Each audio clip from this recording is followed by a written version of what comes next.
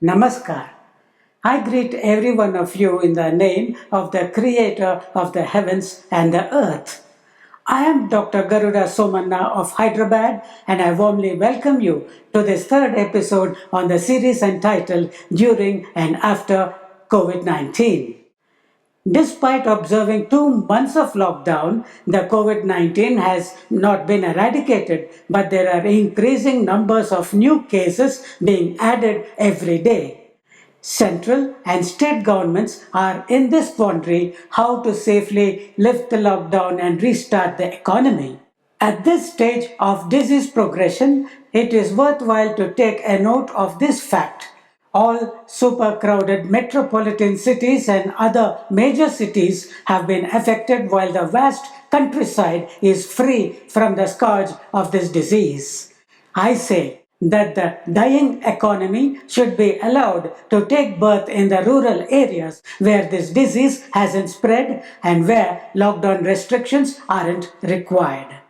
Soon after they were given permission to leave, many of the migrant laborers have left cities and departed for their villages. Some of them traveled in buses and Shramik trains organized by the government, while others traveled in private vans and trucks. Some made it on cycles. Some who couldn't wait for Shramik trains nor pay the fare being charged by private truck operators made it on foot. One brave girl, aged 15 years, cycled a distance of 1,200 kilometers in 8 days with her injured father sitting on the pillion.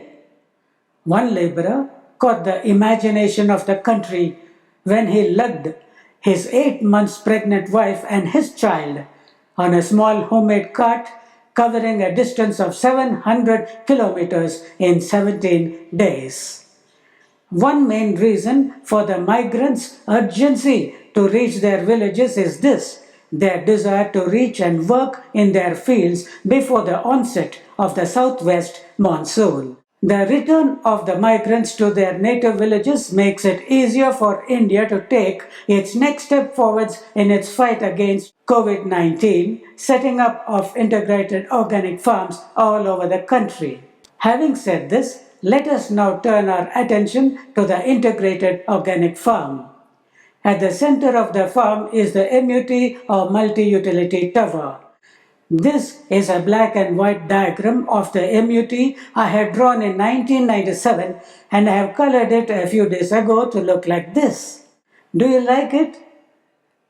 From below upwards, the MUT has the base unit, intermediate sections 1, 2, 3 and 4 and finally the superstructure equipped with a lightning conductor. The base unit serves as the office cum residence of the supervisor of the farm.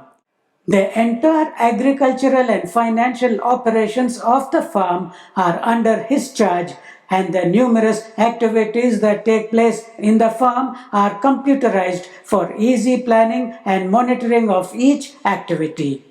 The supervisor stays on the farm 24/7.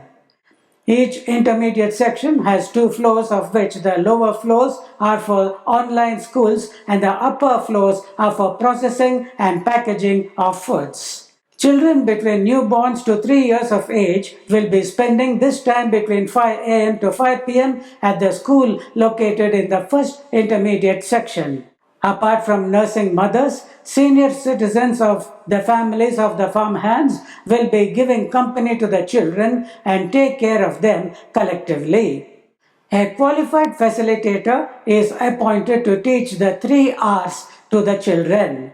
Pregnant farmhands will have to spend at least 3 hours during the early stages of their pregnancy at this school. Towards the later stages of their pregnancy, they spend greater amounts of time at this school. In this way, the unborn children will get to have an idea of the place where they will stay once they are born. And also, they will learn the basics of the 3 R's while yet in the womb. Twice in a day, the children, accompanied by their guardians, will be taken out to a planned tour of the vast integrated organic farm. Those of them who haven't yet started walking will be taken out in prams. In this gentle manner, the tiny tots are introduced to the world outside, learn from all they see, and watch the various works being carried out by the farm hands. Children aged 4 to 6 years attend school on the second intermediate section. Those aged between 7 to 9 years have their school in the third intermediate section, while those aged between 10 to 12 years have their school in the fourth intermediate section.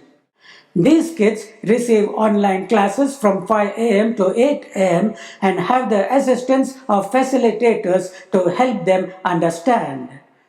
Senior citizens are appointed as guardians over them, and after their classes are over by 8 a.m., they are walked outdoors to specific sections of the integrated organic farm.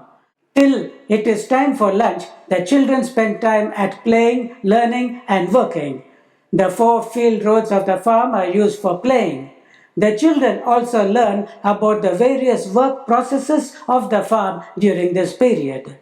They are also required to joyfully carry out small works along with the senior citizens. Small farm works like picking up of fallen leaves, flowers, and twigs, and take them away in a donkey's cart to the composting section of the farm. Lunch over, the children and their guardians return to their schools and spend time indoors in carrying out several activities related to processing and packaging of foods grown in the farm.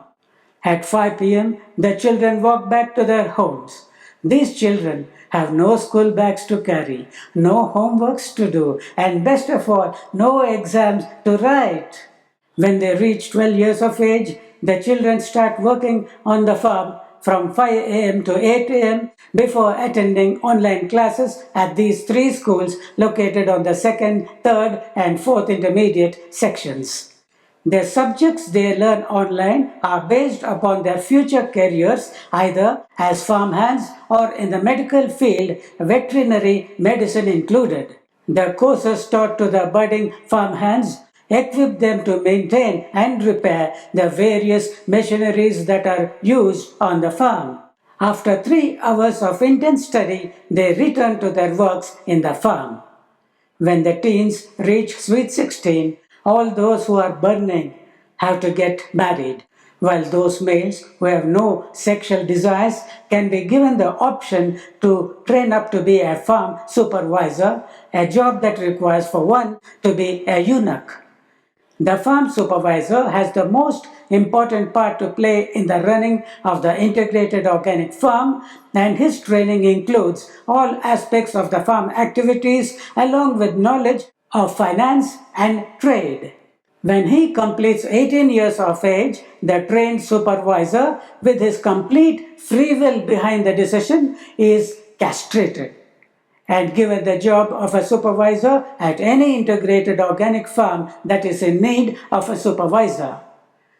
Integrated organic farms can also be given the option of adopting children who are born as eunuchs. Such children are then trained up to don the role of a farm supervisor as they grow up.